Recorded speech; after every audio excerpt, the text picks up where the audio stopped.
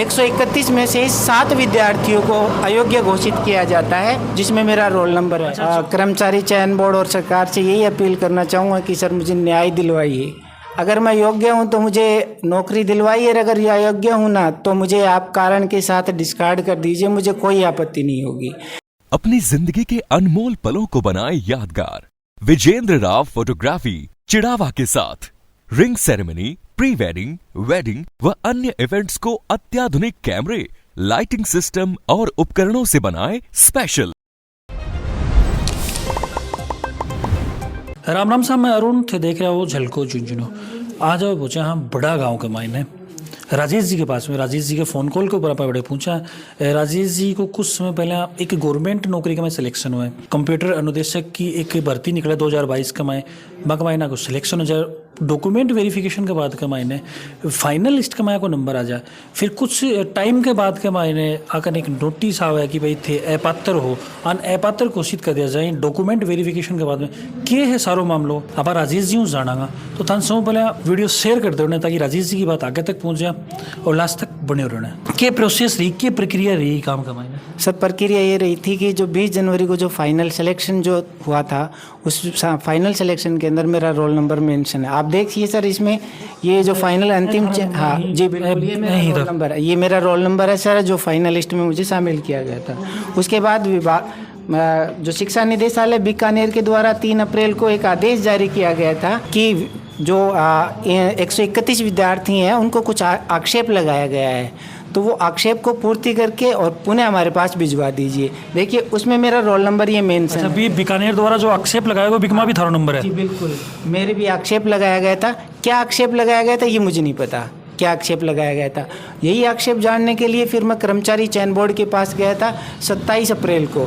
तब तो उन्होंने ये कहा कि हमारे पास ऐसी कोई सूचना ही नहीं आई है, और उन्होंने मुझे भिजवा दिया कि आप बीकानेर जाओ। फिर मैं बीकानेर गया था, और बीकानेर जाने के बाद उन्होंने कहा कि हमारे पास ऐसी कोई अथॉरिटी नहीं है, आप वापस जयपुर जाओ। तो हम जयपुर गए।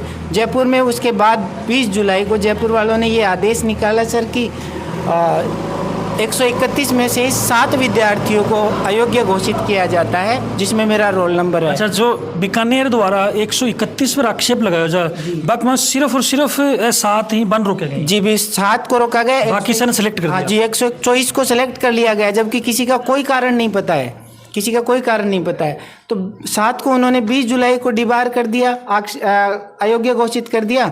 उसके बाद 4 अगस्त को कर्मचारी चयन बोर्ड ने उन्हीं 7 में से एक स्टूडेंट को फिर से ले लिया। अच्छा, जो लास्ट का मैंने 7 जो रोका गया 7 जना, भगवान ने 1 जना और ले लिया। हाँ, वापस उनमें से एक को वापस ले लिया कि गलती से हमने इसको अपात्र घोषित कर दिया है, जबकि उस बच्चे को भी नहीं पता था कि क्या अयोग्य, किस कारण से अयोग्य हुआ हूँ।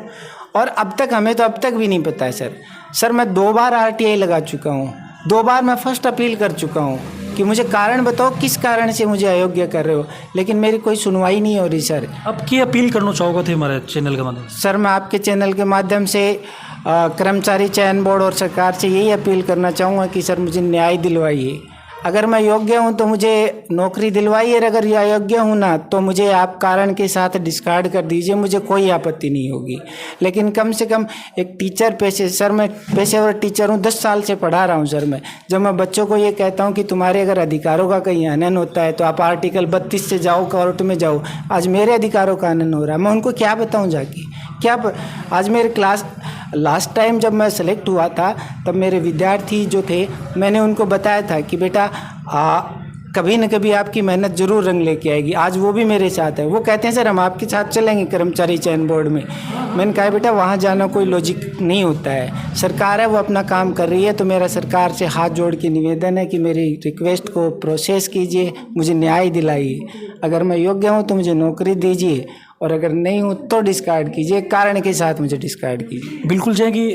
वीडियो को मैं ना राजेश जी की जो कहानी है बस सुनिए, और जो RSSB द्वारा विभाग द्वारा आंख ऊपर जो कार्रवाई करी गई है भी को एक कारण जानना चाहें तो मैं भी यही रिक्वेस्ट करूँगा विभागों की भी जल्दी जल्दी जो कार्रवाई है वह करनी चाहिए थी। ये पात्र नहीं तो नौकरी दी जाए, और पात्र नहीं तो कारण बताया जाए। क्या राय है थारी थे मन कमेंट बॉक्स में लिख के बताओगा।